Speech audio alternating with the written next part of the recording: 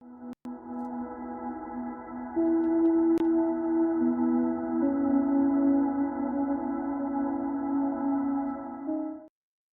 Dios los bendiga, ¿cómo están? Buenas tardes a cada una de las personas que se conectan con nosotros en esta transmisión. Estamos muy contentos de poder entrar a la recta final de la segunda carta de Pedro. Hoy vamos a iniciar el último capítulo, que es el 3, y estos 3 miércoles que vienen, empezando por hoy, van a estar muy intensos porque vamos a hablar de todo lo que tiene que ver con el fin del mundo. Así es que va a estar muy, muy importante estos 3 miércoles. No se los vaya a perder, por favor. ¿Sí? Mi nombre es David Cano, para quien no me conoce, y pues vamos a comenzar. ¿Qué le parece si primero hacemos una oración? ¿Le parece? Muy bien, vamos a orar. Sígame por favor en oración. Señor, te damos muchas gracias en esta hora porque podemos ir a tu palabra, aprender, ser redarguidos, entender tu mensaje, quitar dudas, aplicarlas a nuestra vida, quitar malos entendidos y poner lo que tu palabra debe de ser en nuestro corazón. Oramos para que sea tu Espíritu Santo el que guíe este momento, por favor. Te lo pedimos, Señor. Yo te pido que me ayudes a poder compartir este tema con cada una de las personas que van a ver este video. En el nombre de Jesús. Amén. Muy bien. ¿Por qué no compartimos el mensaje con amigos, familiares? Tome un minutito, por favor, en lo que nos vamos acomodando y en lo que usted va buscando. Segunda de Pedro, capítulo 3, segunda carta al apóstol Pedro. Segunda de Pedro, capítulo 3. Compártalo, le lleva muy pocos segundos hacerlo. Y pues vamos a aprovechar este tiempo para crecer. Vamos a usar este tiempo para avanzar, para desarrollar y parecernos más a Jesús sobre todo, ¿verdad? Muy bien. Yo estoy bien contento porque podemos estar en medio de la semana en este tiempo. Quitar todo, o sea, dejar todos los pendientes y meternos con Dios. Es fascinante eso. Muy bien. Voy a comenzar entonces en el versículo número 1. Sígame, por favor. Tenga su Biblia, su cuaderno ya a la mano. Sígame, por favor, todo el mundo. Versículo 1. Segunda de Pedro, capítulo 3, verso 1. ¿Listos? Muy bien. Queridos hermanos, estoy en el verso 1. Queridos hermanos, esta es ya la segunda carta que les escribo. En las dos he procurado refrescarles la memoria para que con una mente íntegra, y ahí le vamos a parar. Es el verso 1. Queridos hermanos, lo voy a leer otra vez. Esta es ya la segunda carta que les escribo. En las dos he procurado refrescarles la memoria para que con una mente íntegra, y luego sigue leyendo, pero ahorita lo vamos a ver. Muy bien. Pedro ya escribió acerca de la importancia de recordar. El problema que tenemos cada uno de nosotros es que a veces no recordamos, o sea, a veces no tenemos claro qué es lo que aprendimos. ¿Por qué? Porque lo olvidamos. De alguna forma lo olvidamos, de alguna forma lo minimizamos, etcétera, etcétera. Entonces, Pedro escribe la importancia de que debemos de recordar. Muchas personas cometen un error en sus vidas. ¿Sabe por qué? Porque olvidan lo grotesco que fue esa decisión que tomaron. Entonces, después la vuelven a tomar porque olvidaron todo lo que causó ese daño. ¿Me estoy explicando?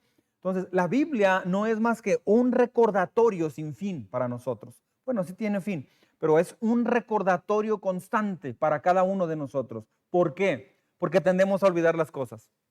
Puedes hacer algo que es incorrecto y causa y tienes consecuencias muy fuertes en tu vida. Lloras, buscas a Dios, sufres y haces sufrir a la gente alrededor. Pero a la vuelta de un mes o un tiempo, todo vuelve a la normalidad. Hay personas que a los 3 días ya están como si nada. ¿Por qué? Porque olvidamos que la vida es muy seria, es muy importante. Entonces el apóstol Pablo está enfatizando eso. Les voy a recordar, les voy a refrescar la memoria una y otra vez. ¿Por qué? Porque lo olvidamos. Un cristiano que quiere crecer es un cristiano que lee la Biblia constantemente para no olvidar lo que Dios le quiere enseñar. Cuando olvidamos, fracasamos. Cuando recordamos, tenemos éxito. ¿Sí? Entre más usted recuerda lo que Dios le quiere decir a usted, más va a crecer espiritualmente. Entre más fresco tenga una persona su área débil, va a cuidar no caer en esa área débil. Entre más la persona olvide esa área débil, va a volver a caer una y otra vez en esa misma área débil. ¿Sabe por qué? Porque se le olvida que esa persona es muy débil. Es como si yo tengo lastimado mi tobillo izquierdo y de pronto se me olvida que con cualquier movimiento en falso me lo lastimo. Entonces, si no se me olvida, voy a usar pues una venda especial o alguna banda especial para fortalecer mi tobillo. Pero si se me llega a olvidar un día y empiezo a exagerar y jugar básquetbol y brincar y como si nada, es muy probable que me vuelva a lastimar. Es igual, la Biblia es un libro de recordatorios. Los principios de Dios se establecieron para recordarlos, no para olvidarlos. Escuche bien, la madurez viene por recordar todo lo que Dios dice.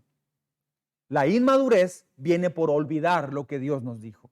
Entonces es recordar versus olvidar. Eso define la madurez. Un matrimonio que tiene problemas, una persona que tiene problemas relacionales con su carácter, es porque olvida constantemente lo que ha hecho mal, no le presta la atención suficiente. Así es que Pedro está enfatizando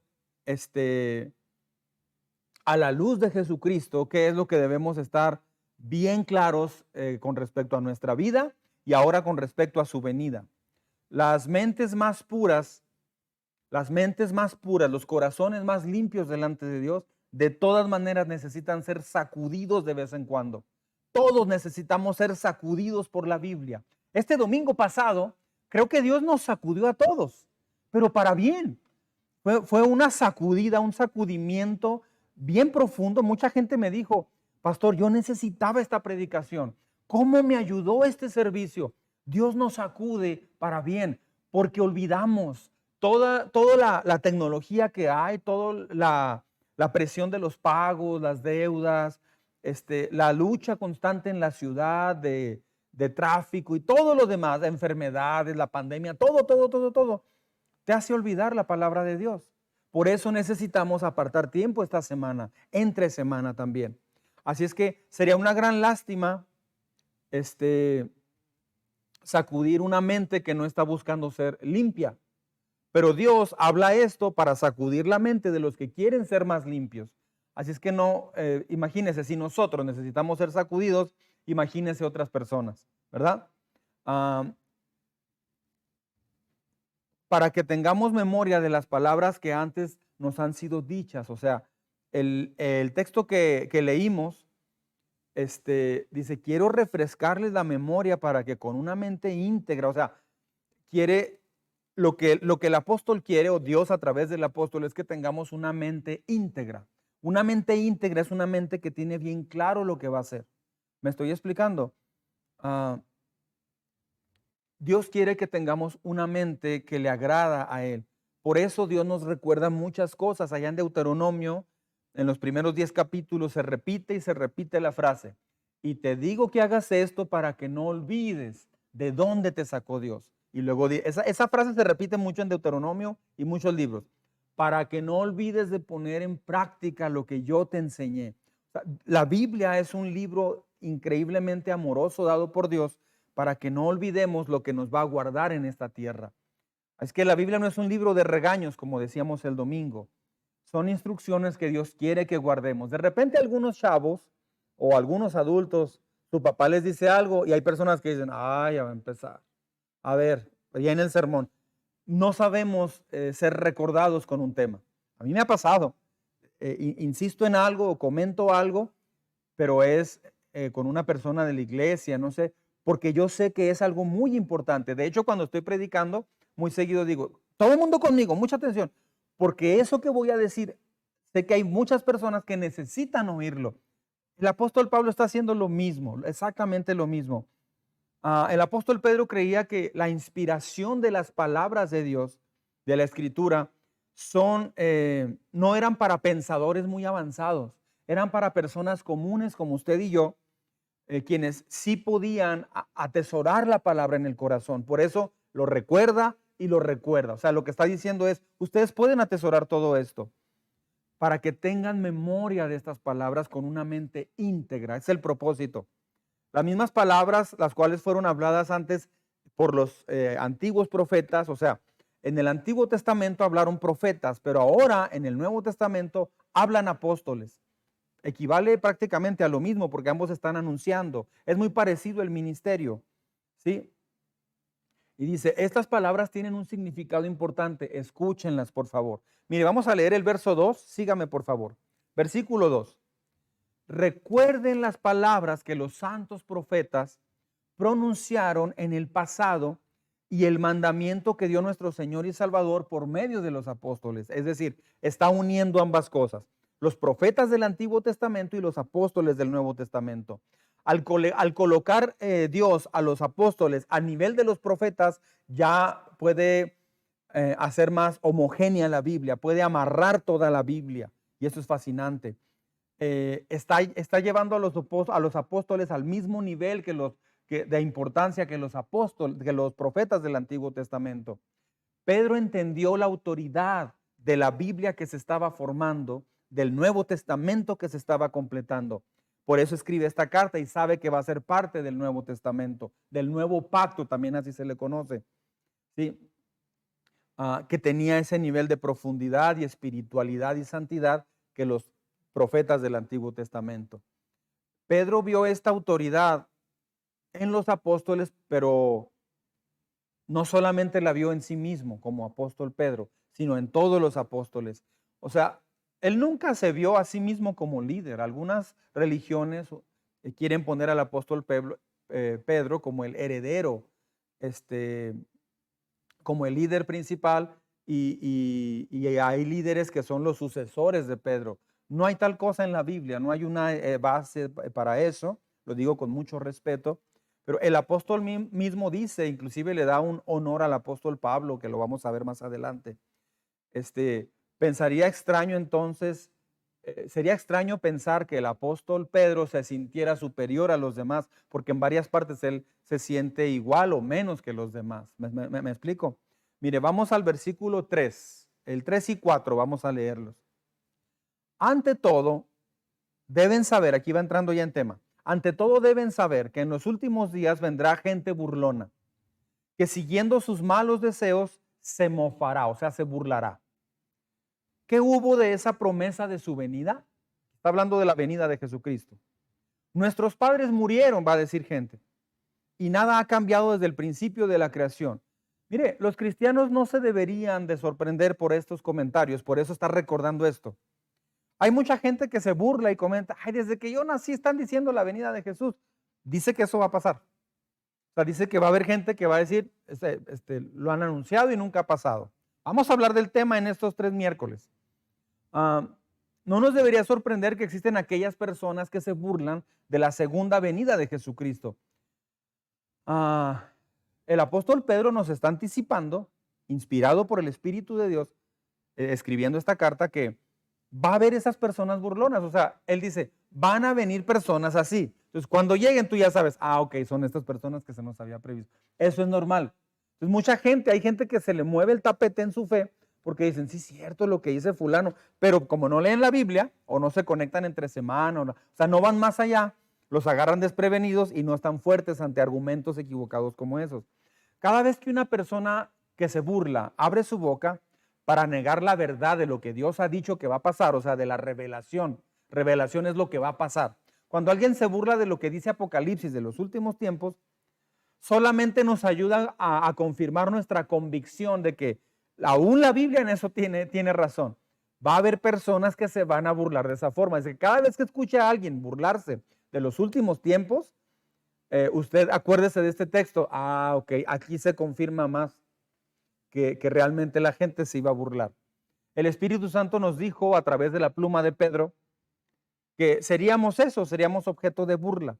Y ahora vemos lo verdadero que escribió Pedro, o sea, lo ves reflejado en esas personas. En los últimos días, dice, comenzarán personas a hacer esto. O sea, Jesús ascendió al cielo. Una vez que Jesús ascendió al cielo, de ahí para acá son considerados los últimos días. ¿Sabía eso? Escuche bien. Después de la ascensión de Jesús al cielo, de ahí para acá son considerados los últimos días. Desde ese tiempo no hemos corrido más que, hemos ido caminando como en un en un desfiladero, en una parte bien angosta. O sea, la humanidad a partir de la ascensión, de la resurrección y que Jesús fue al cielo, la creación ya no va en un camino plano, la creación va apenas en un precipicio a un ladito. ¿Por qué? Porque ya todo está en los últimos tiempos. Y cada vez se ha visto más la consumación de muchas cosas. En los últimos 100 años, en estos últimos 100 años, se ha avanzado más tecnológicamente que en los últimos 6,000 años. ¿Sabe por qué? Porque la Biblia dice que en los últimos tiempos la ciencia se va a multiplicar. Así es que esa es una señal impresionante. Con el advenimiento de Jesús, el último, o sea, cuando vino Jesús y murió y resucitó, se entró al último capítulo, a los últimos 2 capítulos de la historia de la humanidad. ¿Sí sabía eso? En el libro de Daniel se habla de la última semana y se refiere precisamente a eso. Está por terminar, estamos ahorita en la última semana de 70, estamos en la semana 69. O sea, ya transcurrieron todo el tiempo de la humanidad, son 70 semanas, así dice la Biblia. Es simbólico, obviamente, pero ya se cumplieron 69. Estamos en la semana 69. Estamos en en el penúltimo capítulo de la historia de la raza humana. En cualquier momento puede entrar la semana 70, que es cuando viene Jesús y empieza todo el fin de todo esto, todo el juicio final y todo eso. Entonces, con la venida de Jesús, estamos se abrió el último capítulo de la historia de la humanidad. A pesar de que aún no ha sido completado, ya se abrió ese capítulo. Y usted y yo nacimos en ese último capítulo. Qué impresionante, ¿verdad? Que nacimos en esta época. Yo le doy gracias a Dios por eso. También tiene un problema, claro, moralmente. Bueno, o sea, este texto nos recuerda a las personas que se burlan, pero no solamente tiene un problema intelectual, sino un problema también con su palabra, moral. ¿Por qué? Porque intelectualmente, o sea, si una persona es inteligente, debe de leer historia. Donde quiera han encontrado fósiles en todo el mundo. Porque hay fósiles de conchitas, de pulpos, de cualquier tipo de animales del mar en todo el mundo y en todas las latitudes de la Tierra. ¿Por qué? Porque los científicos aprueban que todo eso es porque un día todo estuvo lleno de agua, o sea, hubo un diluvio. ¿Y dónde se habla de un diluvio? La Biblia habla de un diluvio. Entonces, hay pruebas muy claras que gente que niega todo esto es porque ni siquiera quieren aceptar esta verdad. Pero no lo aceptan también, no solo porque sea un problema intelectual, sino es un problema moral. A mucha gente no le conviene aceptar o no quieren aceptar que todo eso es verdad. ¿Por qué? Porque se dan cuenta en su culpabilidad que están mal con Dios. Imagínense que en los libros de texto de primaria dijeran, sí, efectivamente, todo fue creacionismo. Dios hizo el cielo y la tierra y todo lo demás. ¿Qué pasa con todos los demás? Toda la gente, si se acepta eso como tal, toda la gente va a decir, entonces si realmente Dios hizo todo, es porque Él existe. Y si Él existe, la Biblia es verdad. Y si la Biblia es verdad, yo tengo problemas porque yo estoy mal con Dios. Entonces, por eso la gente mejor se engaña a sí misma y no acepta eso.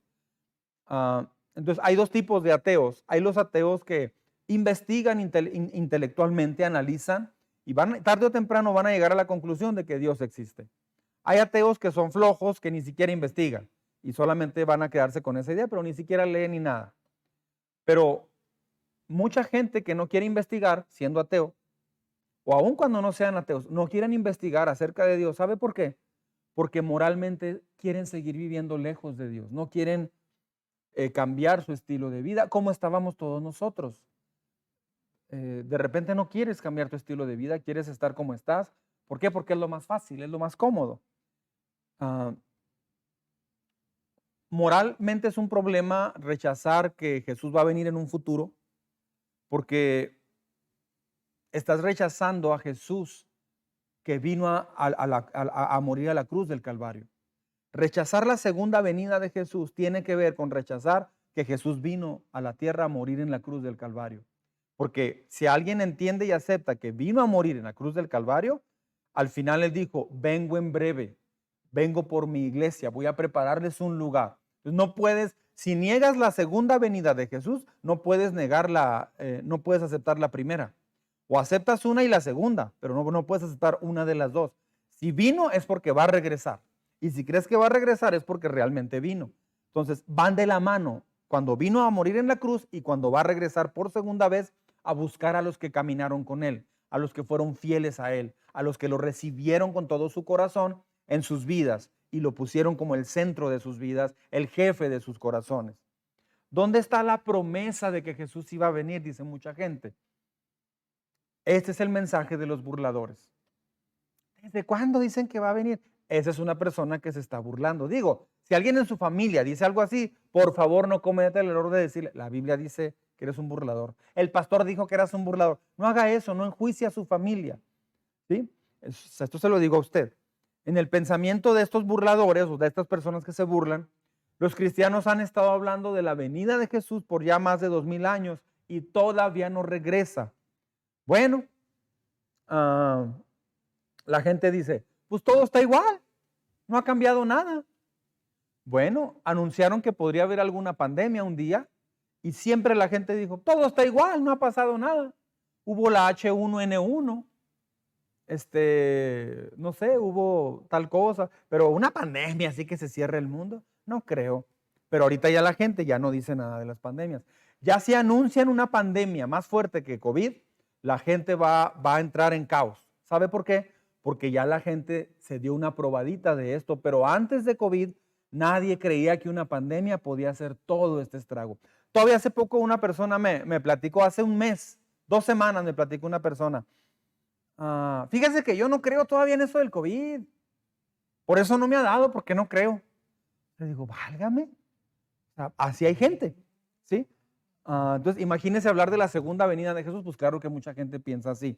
Entonces, el argumento de los falsos maestros es muy naturalista, es decir, de tipo, lo que hace el hombre es lo que el hombre decide hacer y tiene que ver con el hombre nada más, es el futuro del hombre. El hombre decide su futuro y no tiene que ver Dios. Eso es humanismo y naturalismo, ¿sí? Mire, vamos al versículo 5. Sígame, por favor. Pero intencionalmente olvidan que desde tiempos antiguos, note que dice intencionalmente, o sea, esas personas que se burlan de la segunda venida, dice intencionalmente olvidan, o sea, lo hacen a propósito, que desde tiempos antiguos, por la palabra de Dios, existía el cielo y también la tierra. O sea, Dios habló una palabra y se hizo el cielo y se hizo la tierra, por una palabra que Él dijo. Es decir, todas las palabras que Jesús pronunció se van a llevar a cabo. Así como fue creado el cielo y la tierra, también un día va a venir la segunda venida y el juicio hacia la tierra. Voy a leer desde el principio el verso 5, sígame. Pero intencionalmente olvidan que desde tiempos antiguos, por la palabra de Dios, existía el cielo y también la tierra, que surgió del agua y mediante él, por la palabra y el agua, el mundo de aquel entonces pereció inundado. O sea, Dios dijo que iba a traer un juicio a la tierra en Génesis capítulo 6. Dice la Biblia que Dios se arrepintió de haber creado al ser humano, porque todos sus pensamientos eran continuamente maldad. Y anunció que vendría un juicio. Pasaron más de 100 años, más de 120 años para que para que Dios enviara el diluvio. Y nadie le creyó. Imagínense 120 años. Nadie de nosotros hemos oído por 120 años esto. Allá la gente duraba, en esa época duraba más la gente, no había la contaminación ni los alimentos de ahora. La gente duraba mucho más años. Imagínate 120 años oír lo mismo y lo mismo y lo mismo. Arrepiéntanse, viene un diluvio. Y nadie creía.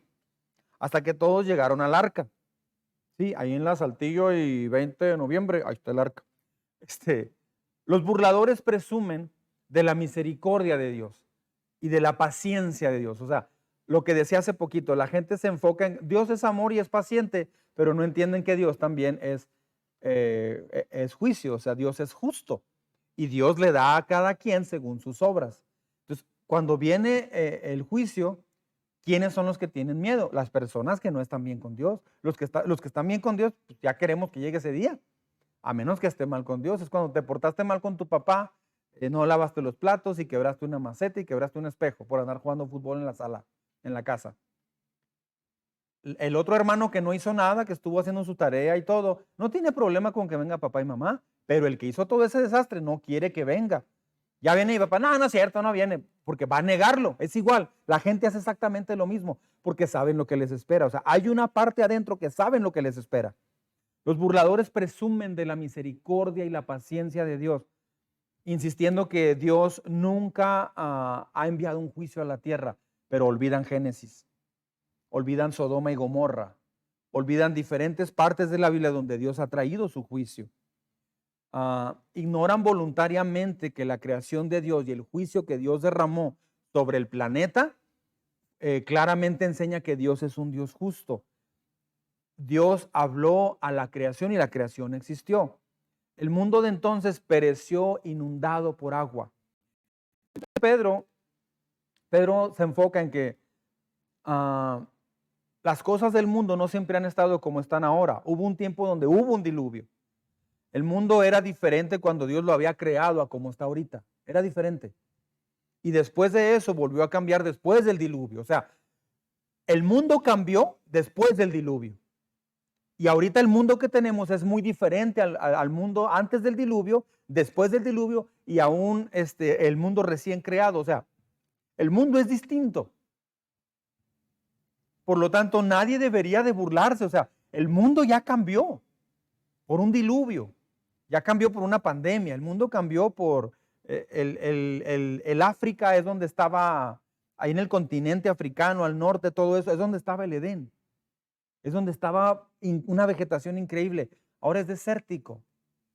El mundo cambió. ¿Por qué? Porque Dios es juez también. Y Él lo va a cambiar de nuevo. Si Dios lo cambió por un diluvio, lo va a cambiar nuevamente. Sí, ya no a través de un diluvio, pero lo va a cambiar. Esta vez ya no va a juzgar con agua, va a juzgar con fuego.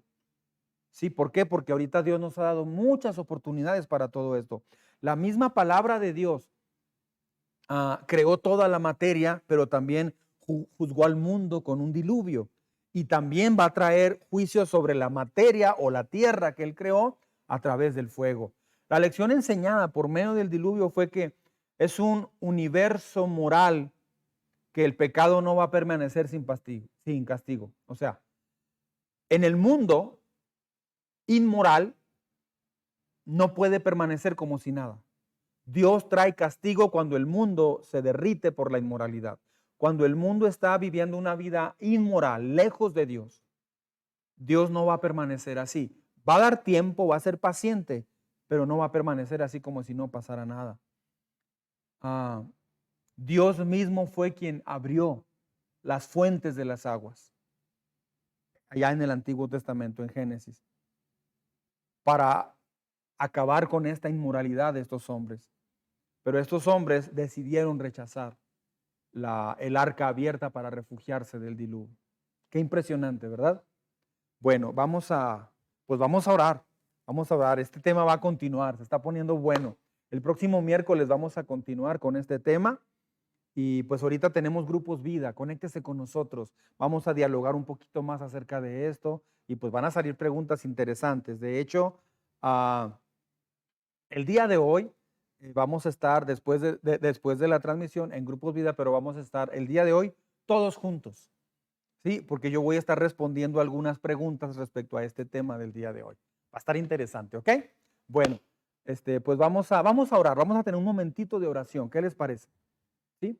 Ore con nosotros. Señor, te damos muchas gracias. Muchas gracias, Señor, porque tú eres todo amor y toda paciencia, pero también eres un juez justo.